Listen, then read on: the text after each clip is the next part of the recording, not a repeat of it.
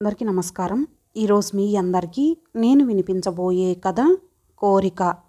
రచయిత చెరుకూరి వెంకట్రావు గారు. ఇక కథలోకి వెళితే, వేసవి కాలపు టెండ, మధ్యాహ్నం 12:30. సికింద్రాబాద్ రైల్ నిలయం అకౌంట్స్ ఆఫీసులో సీనియర్ గుమస్తాగా పనిచేస్తోన్న మురళి లంచ్ అవర్లో రైల్వే క్యాంటీన్లో అప్పుడే భోంచేసి బయటికి వచ్చాడు. బాబు, 2 రోజుల నుంచి భోజనం లేదు, భోజనం పెట్టించండి బాబు, మీకు పుణ్యం ఉంటుంది అంటూ వినబడింది ఓ ఆడగొంతుక.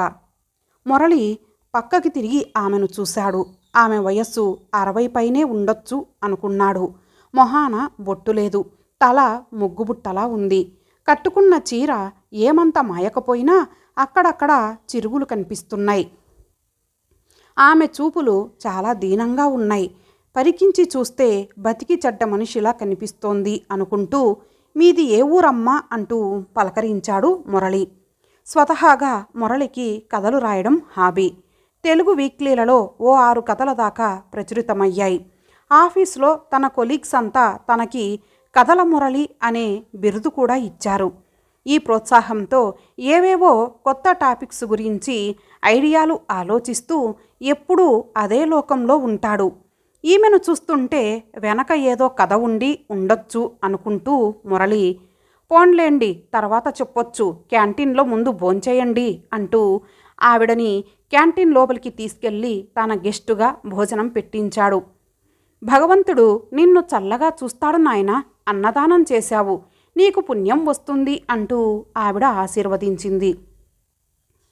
అది సరేనండి, కానీ మీది ఏ ఊరో చెప్పలేదు అంటూ తన చేతి వాచి చూసుకున్నాడు మురళి. మీ ఆఫీస్కి టైం అవుతుంది నాయనా, గుర్తు చేసింది. ఇంకా 10 నిమిషాలుంది లేండి, పర్వాలేదు, మీ వివరాలు చెబితే నాకు చేతనైన సాయం చేస్తా అంటూ ఆమె వివరాలు తెలుసుకోవడానికి శతవిధాలా ప్రయత్నిస్తున్నాడు మురళి. నాది అంటూ ఏదో నసుకుతోంది ఓ మూల అభిమానంతో కృంగిపోతూ. చెప్పండమ్మా, పర్వాలేదు, అదంతా ఓ కథ బాబు, చాలా సమయం పడుతుంది, తప్పించుకోబోయింది. అయితే ఓ 10 నిమిషాలు ఇక్కడే ఉండండి, ఈ పూట సెలవు పెట్టి వస్తా, మా ఇంటికి తీసుకువెళ్తా, తీరిగ్గా మాట్లాడుకోవచ్చు అంటూ హుషారుగా తను రాయవలసిన ఓ కథకు మంచి టాపిక్ దొరకవచ్చును అనుకుంటూ తిన్నగా ఆఫీస్కెళ్ళి ఆ పూట సెలవు పెట్టి వచ్చి ఆ ముసలావిడని తన ఇంటికి ఆటోలో తీసుకెళ్ళాడు మురళి. ఆటో వాణ్ణి పంపించేసి తను ఇంటి తాళం తీస్తుంటే, ఇంట్లో ఎవరూ లేరా బాబు, నీకింకా పెళ్ళి కాలేదా అంటూ అడిగింది. లేకేం మామగారు, నా భార్య ఊర్లో ఓ ప్రైవేట్ కంపెనీలో పనిచేస్తోంది. ఓ అబ్బాయి 8 సంవత్సరాలు ఈ పక్క వీధిలోనే ఇంగ్లీష్ మీడియం స్కూల్లో చదువుతున్నాడు అంటూ తలుపు తీసి మా అమ్మగారిని లోపలికి వచ్చి కూర్చోమన్నాడు మురళి. మీ అబ్బాయి మీ ఆవిడ ఎప్పుడొస్తారు అంటూ కింద కూర్చోబోతుంటే, ఆహా, కుర్చీ మీద కూర్చోండి మా అమ్మగారు, తప్పు లేదు, మా ఆవిడ సాయంత్రం 6 గంటల ప్రాంతంలో వస్తుంది, బస్సులు దొరకాలిగా, కుర్రాడు 3:30 కల్లా వచ్చి పక్క వాళ్ళ పిల్లలతో నేను ఆఫీసు నుంచి వచ్చేదాకా ఆడుకుంటూ ఉంటాడు అంటూ మళ్ళీ, ఇంతకీ మీరు ఈ పరిస్థితికి రావడానికి కారణం, మిమ్మల్ని చూస్తుంటే బ్రాహ్మణుల్లాగా ఉన్నారు, మీకీ గతి అంటే, అడుక్కునే గతేమిటా అని అడగాలనుకుంటున్నావు కదూ నాయనా, ఆకలితో ఉన్నదాన్ని అన్నం పెట్టి ఆదరించి ఇంటికి కూడా తీసుకొచ్చావు, ఈ అడుక్కునేదాన్ని నీ దగ్గర దాపరికమెందుకు నాయనా, నాకీ గతి పట్టించిన ఆ మహానుభావుడు నా కొడుకే, ఇప్పుడు లేడు బాబు, చచ్చిపోయాడు 2 ఏళ్ల క్రితం, పోయేటప్పటికీ నీ వయస్సే ఉండొచ్చు, 1-2 ఏళ్ళు అటు ఇటుగా అంటూ మా అమ్మగారు తన చీర కొంగుతో కళ్ళొత్తుకుంది. బాధపడకండి మా అమ్మగారు, మీకేం భయం లేదు, నాకు చేతనైన సహాయం చేస్తా చెప్పాడు మురళి. ఏమిటో నాయనా, ఆ రోజులు తలచుకుంటూ ఉంటే కడుపు తరుక్కుపోతుంది. నాకు ఒక్కడే కొడుకు, చాలా కాలం తర్వాత పుట్టాడు, ఒక్కడే కావటం చేత చాలా ముద్దుగా పెరిగాడు. వాణ్ణి వాళ్ళ నాన్నగారు మరీ ముద్దు చేసేవారు. ఆ ముద్దే మా కొంప ముంచింది. మా వారు వాడు అడిగిందల్లా తెచ్చి ఇచ్చేవారు లేదనకుండా ఆ ఊర్లోనే దగ్గరలోనే ఉన్న ఎలిమెంటరీ స్కూల్లో చేర్పించాం. మిగతా పిల్లలతో నడిచి వెళ్ళేవాడే, కానీ వాళ్ళ నాన్నగారు వాణ్ణి తన భుజాల మీద ఎక్కించుకొని వాడి 2 కాళ్ళు ఆయన గుండెలకి తగులుతూ ఉంటే మురిసిపోతూ మరీ స్కూల్లో దిగబెట్టేవారు. వీధిలో వాళ్ళంతా చూసి నవ్వుకునేవారు. ఆ వీధిలోనే ఉంటున్న ఓ ముసలాయన ఓ రోజు సాహసించి, రామ్మూర్తి, నీ గుండెలకి తగులుతున్న ఆ చిన్ని పాదాలే రేపు పెద్దయ్యాక నీ గుండెల్ని నిర్దాక్షిణ్యంగా తంతాయి. కాస్త నీ ముద్దు తగ్గించి నడిపించి తీసుకెళ్ళు స్కూల్కి అనేవాడు. ఆ ముసలాయన మాట పట్టించుకోకుండా మా వాణ్ణి మా పక్క వీధిలోంచి స్కూల్కి ఎత్తుకొని తీసుకెళ్లడం మాత్రం మానలేదు వాళ్ళ నాన్నగారు. కుర్రాడి ముద్దు ఎంతవరకు వచ్చిందంటే చివరకు స్కూల్లో పిల్లలను కొట్టడం, వాళ్ళు దాచుకునే పెన్సిళ్ళు పుస్తకాలు దొంగిలించి ఇంటికి పట్టుకొచ్చేదాకా వచ్చింది. వాడి నాన్నగారు వాణ్ణి పట్టించుకునేవారు కారు. నేనే కేకలేసేదాన్ని, అప్పుడప్పుడు కొట్టేదాన్ని. పైపెచ్చు వాళ్ళ నాన్నగారు కుర్రాడేదో ఘనకార్యం చేసిన వాడిలా నా వైపు చూసి నన్నే కేకలేసేవారు. స్కూల్లో పిల్లలు హెడ్ మాస్టర్కి రిపోర్ట్ చేసేవారు. హెడ్ మాస్టర్ కుర్రాన్ని పిలిచి కేకలేసేవారు, కొట్టేవారు కూడా. అయినా వాడి దుందుడుకుతనం మానలేదు. ఆఖరికి ఓ రోజు స్కూల్కెళ్ళనని మారం చేశాడు. వాళ్ళ నాన్నగారు నేను నచ్చజెప్పి చూశాం. నేను చేయి చేసుకున్నాను కూడా. ఏం చేసినా స్కూల్కి ససేమిరా వెళ్ళనన్నాడు. ఇక వాడి నాన్నగారు ఏం చేయలేకపోయారు. చివరకు వాణ్ణి స్కూలు మానిపించేశారు. జూలాయిగా ఊర్లో ఉన్న ఆకతాయి కుర్రాళ్లతో తిరిగేవాడు. ఇలాగే కాలం గడిచి వాడికి 20 ఏండ్లొచ్చాయి. తాగుడు, జూదం, చిన్న చిన్న దొంగతనాలు, వాళ్ళ స్నేహితులతో కొట్టుకోవడాలు, ఒకటేమిటి బాబు, అన్ని గుణాలు అబ్బాయి. కుర్రాడు పాడైపోయాడనే ఏడుపు తప్ప ఏం చేయలేకపోయేదాన్ని. ఓ రోజు మధ్యాహ్నం ఆయన వంటింట్లో కూర్చొని ఆ రోజు తెచ్చిన బియ్యాన్ని, కూరగాయలని, చిల్లర డబ్బులని వేరు చేస్తూ నాతో ఏదో మాట్లాడుతున్నారు. మా కుర్రాడు అప్పుడే వీధిలో నుంచి వచ్చి ముందు గదిలో అమాంతం పడిపోయాడు. నేను వాళ్ళ నాన్నగారు ఆ చప్పుడు విని వంటింట్లోంచి పైకొచ్చి చూద్దాం కదా, కుర్రాడు కింద పడి లొంగ చుట్టుకుపోతున్నాడు. నొప్పి నొప్పి, కడుపులో నొప్పి అంటూ ఒకటే ఏడుపు. ఊర్లో ఉన్న డాక్టర్ గారిని తీసుకొచ్చారు ఆయన. డాక్టర్ గారు కుర్రాన్ని పరీక్షించి, అయ్యా, మీరు త్వరగా హైదరాబాదు తీసుకువెళ్ళాలి. లివరు బాగా దెబ్బతింది.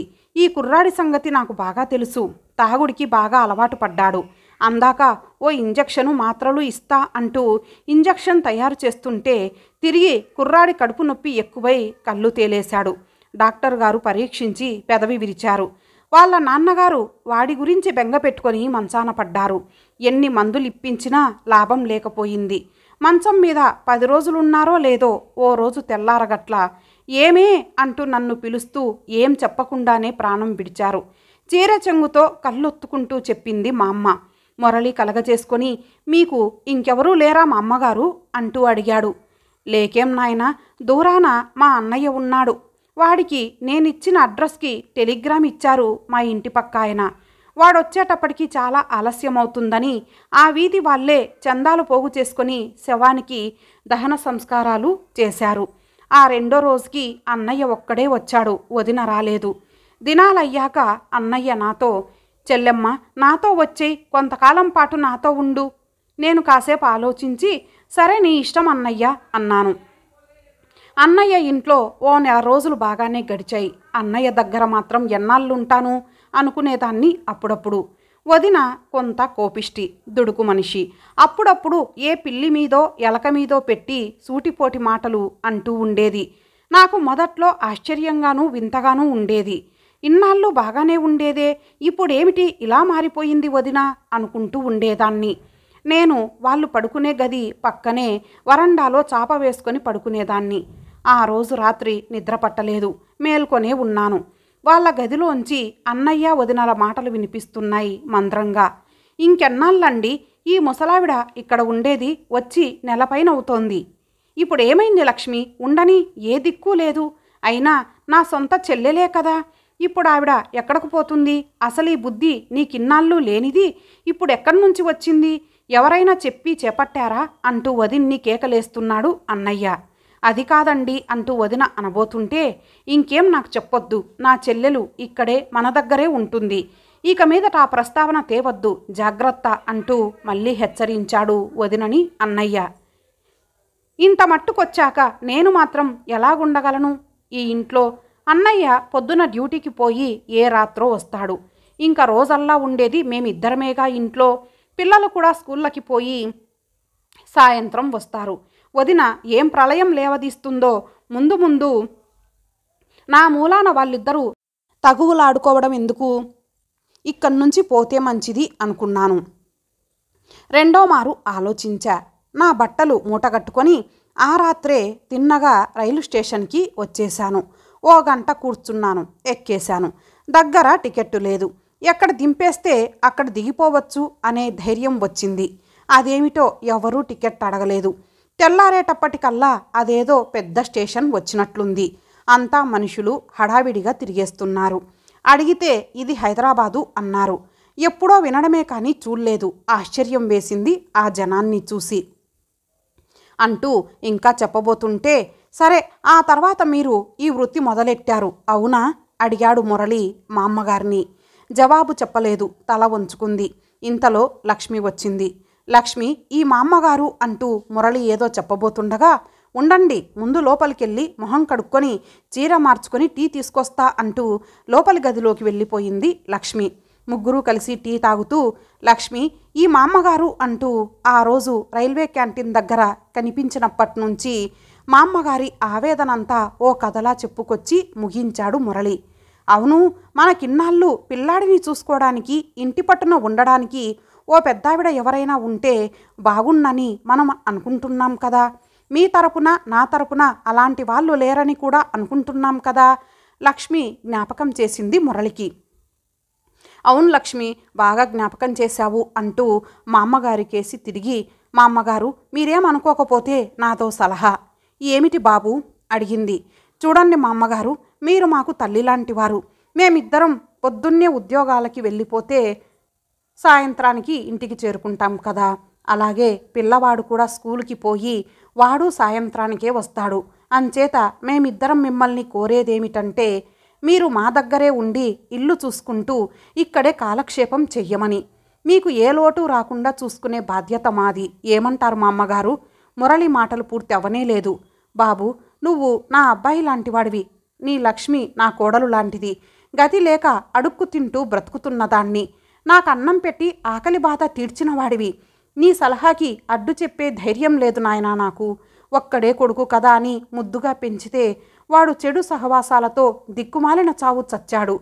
ఆయన బెంగతో మంచాన పడిపోయారు. ఏ దిక్కు లేని దాన్ని మీరే నా కొడుకు కోడలు అనుకుంటూ మీ దగ్గరే నా జీవితం గడిపేస్తా. నా కొడుకుని నేనెలాగూ సరిగ్గా పెంచుకోలేకపోయాను. కనీసం మీ బాబునైనా నా ఆశలకి అనుగుణంగా పెంచుతాను నాయనా అంటూ మా అమ్మగారు మురళి కాళ్ళ మీద పడబోతుంటే, తప్పు మా అమ్మగారు, మీరలా మాకు దన్నం పెట్టడం మాకు మంచిది కాదు. మాకు ఆయుక్షీణం అంటూ లోపలి గదిలోకి తీసుకువెళ్ళింది ఏడుస్తున్న మా అమ్మగారిని లక్ష్మి. ఇంతటితో ఈ కథ సమాప్తం. మరలా మరొక మంచి కథతో కలుద్దాం. అంతవరకు సెలవు. నమస్తే.